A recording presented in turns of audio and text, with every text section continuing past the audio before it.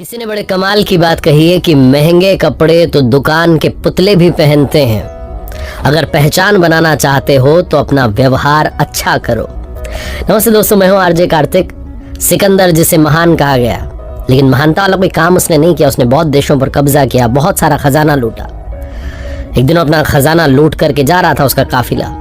रास्ते में उसे एक बाबा जी दिखे, संत दिखे। उन्होंने कहा, सिकंदर, मेरे पास में एक ऐसी चीज है जिसके सामने तुम्हारा सारा खजाना हल्का पड़ जाएगा। मेरे पास में बहुत भारी चीज है। तो सिकंदर ने अपने काफिले को रुकवाया और कहा, बताइए क्या चीज है। तो उन बाबा जी ने एक चमकदार सी चीज दिखाई, छोटा सा कांच का टुकड़ा जैसा था, और कहा, यकीन नहीं हो तो मंगवा लो तराजू और तौल के देख लो, पता चल जाएगा कितनी भारी चीज मेरे पास में। सिकंदर को बात अपने ईगो पर लगी। उसने मंगवाया तराजू। हो जाए आज तो फैसला। एक पलड़े में जो बाबा जी के पास चमकीली चीज थी उसे रखा गया। दूसरी तरफ जितना खजाना था उसमें से थोड़ा हिस्सा उसे लगा कि उसके सामने क्या टिकेगा। हीरे जवाहरात, सोने चांदी जो सब थे सिकंदर के पास, उसने रखवा दिया। कमाल की बात ये रही कि सिकंदर वाला पलड़ा हवा में ही था, वो झुकने का नाम नहीं ले रहा था। ये चीज इतनी भारी थी, सिकंदर का दिमाग खराब हो गया। इतनी छोटी सी चीज, चमकीली सी, ऐसी क्या है। उसने फिर से अपने सैनिकों से कहा कि और काफिला जो पीछे आ रहा उसमें से माल लेकर के आओ, सारा खजाना लाद दो इस पर। आज तो मेरे खजाने की वैल्यू पता चलनी चाहिए। बहुत कोशिशें, बहुत मन्नतें करने के बाद भी जब बात नहीं बनी, सिकंदर ने बाबा जी को प्रणाम कर लिया। कहता है कि सिकंदर, कि माफ करना बाबा जी, मेरा खजाना जो है वो आपकी इस चीज के आगे हल्का पड़ रहा है क्या, थोड़ा बताओ मुझे, मैं समझना चाहता हूँ। क्या जादू टोना कर दिया तुमने? थोड़ा अकड़ में बोल रहा था। बाबा जी ने कहा, इतनी अकड़ में बोलोगे तो बताऊंगा नहीं। सिकंदर का दिमाग खराब हो गया। उसने कहा, अच्छा मुझे बात नहीं बता रहे, और अकड़ के बोलने लगा। वो अपनी बात कर रहा था गुस्से में, तभी बाबा जी झुके, जमीन पर से धूल उठाई, उस चमकीली चीज पर गिराई, और चमत्कार ये हुआ कि ये जो चमकीली चीज थी जिस पर धूल पड़ी, ये हवा में चला गया पलड़ा, और सिकंदर वाला नीचे आ गया, वो भारी हो गया। अब जाकर के सिकंदर को लगा कि हाँ अब बनी बात। लेकिन फिर उसका दिमाग ठनका कि इस पर धूल डाली तो ये ऊपर क्यों चली गई।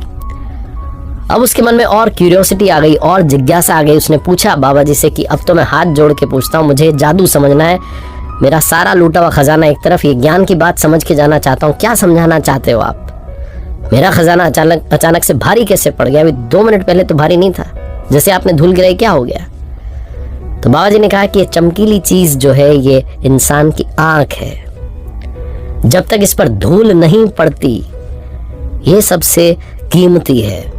इसके सामने सब खजाना वजाना टिकता नहीं है, इसको सच्चाई दिखती है। तुम्हारे लूट के खजाने को इसने कुछ माना नहीं, पलड़ा तुम्हारा हल्का रहा, लेकिन जैसे ही इस पर धूल गिरी